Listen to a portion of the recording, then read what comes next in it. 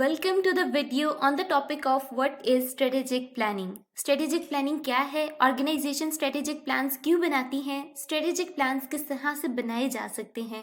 आज की वीडियो के अंदर हम लोग ये सब कुछ डिटेल में with real world example discuss करेंगे। So by the end of this video you will be able to explain what is strategic planning and what are the steps taken in strategic planning. Let's discuss this with real world example. Imagine you are the CEO of the company and the company is making smartphones. Company का mission है कि अगले 2 सालों में उसने 25% market share जो है वो इंक्रीज करना है। अब 25% मार्केट शेयर इंक्रीज करना है, अगले 2 सालों में करना है, ये एक गोल है और ये एक ऐसा गोल है जो कि स्पेसिफिक है और मेजरेबल है। ऑर्गेनाइजेशन इस गोल को स्ट्रेटेजिक प्लानिंग के जरिए अचीव कर सकती हैं। ठीक है, it's a strategy to figure out what potential business opportunities exist for the company. It helps to align different initiatives and get people focused on single goal.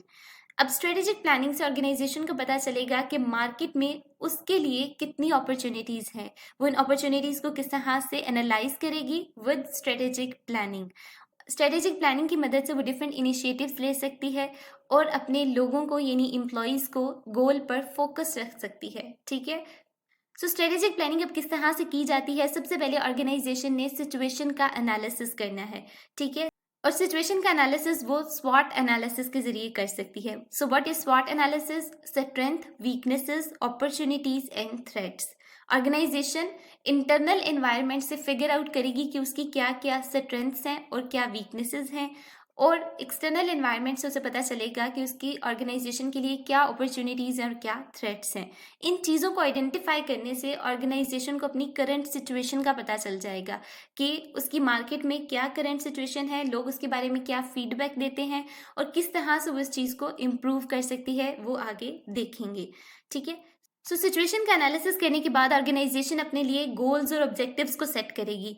So goals are the steps toward vision. अब उसका गोल क्या हो सकता है कि वो किस तरह से कस्टमर सेटिस्फैक्शन को इंक्रीज करे, किस तरह से कस्टमर ट्रैफिक को इंक्रीज करे। लाइक 20% वो कस्टमर ट्रैफिक को इंक्रीज करेगी, ये उसका गोल है। 10% वो कस्टमर सेटिस्फैक्शन को इंक्रीज करेगी। ठीक है, सो ये सब कुछ क्या है, गोल्स हैं जो कि वो सेट करेगी। सो गोल्स और ऑब्जेक्टिव्स को सेट करने के बाद अब है कि ऑर्गेनाइजेशन किस तरह से स्ट्रेटेजीज बनाएगी, किस तरह से अपनी ब्रांड को प्रमोट करेगी, किस तरह से लोगों को पता चले कि ये भी एक स्मार्टफोन मार्केट के अंदर एग्जिस्ट करता है, ये इसके सारे फीचर्स हैं, हमें ये ट्राई करना चाहिए, इनकी कस्टमर सर्विस किस तरह की है। ठीक है, अपने ब्रांड्स को प्रमोट करना है, उसकी अवेयरनेस देनी है लोगों को, डिफरेंट तरह के बेनिफिट्स वो दे सकती है कस्टमर को अट्रैक्ट करने के लिए। सो ये सारी चीज़ें क्या है, मार्केटिंग स्ट्रेटेजीज बनाने के बाद ऑर्गेनाइजेशन देखेगी कि उसने इन स्ट्रेटेजीज को इम्प्लीमेंट किस तरह से करना है।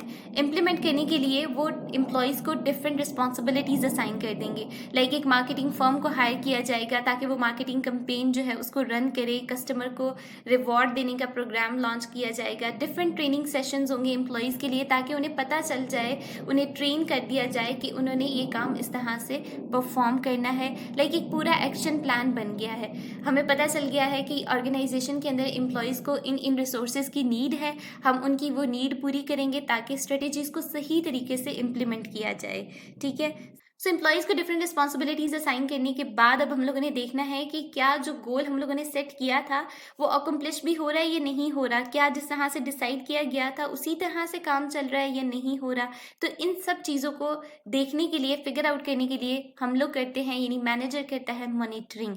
ठीक है, मॉनिटरिंग से उसे पता चल जाता है कि किस तरह से गोल्स जो है वो अकम्प्लिश हो रहे हैं, क्या कस्टमर का फीडबैक है, क्या चीज़ें करने की ज़रूरत है ताकि अपना जो गोल है उसको अकम्प्लिश किया जाए। ठीक है, यानी परफॉर्मेंस को एवेल्यूएट करना। मॉनिटरिंग और एडजस्टमेंट से एक बहुत बड़ा बेनिफिट ये भी होता है कि अगर जो हम लोगों ने स्ट्रेटेजीज बनाई है वो उस तरह से इम्प्लीमेंट करने के बाद भी टारगेट अकम्प्लिश नहीं हो रहा तो हम लोग उनके अंदर कुछ चेंजेस लेके आ सकें। ठीक है, ताकि कस्टमर के रिस्पॉन्स को या कस्टमर के फीडबैक को मज़ीद बेहतर किया जा सके। ठीक है, अब उसके लिए हो सकता है कि जैसे यहाँ से हम लोगों ने एक स्मार्टफोन की कंपनी पे बात की, तो स्मार्टफोन की कंपनी न्यू फीचर्स ऐड कर सकती है ताकि कस्टमर की सेटिस्फैक्शन को मज़ीद इंक्रीज किया जा सके।